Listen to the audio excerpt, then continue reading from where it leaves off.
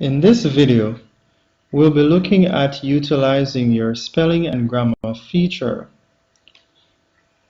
which is found in your review menu option on your menu bar.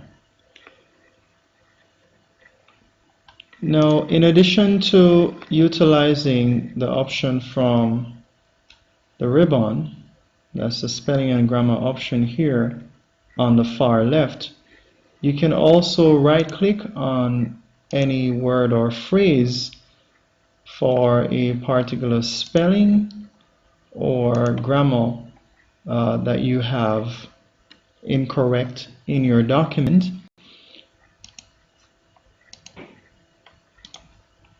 In this particular option, we have options for clarity and conciseness, and you have also options for spelling.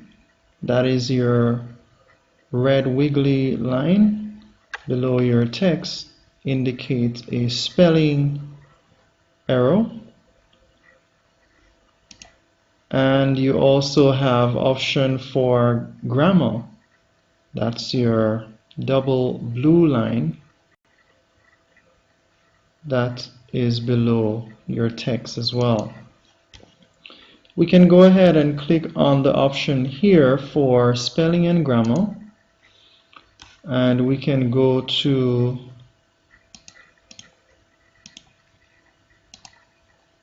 in this case our grammar option, and you can just click on suggestions below here to apply.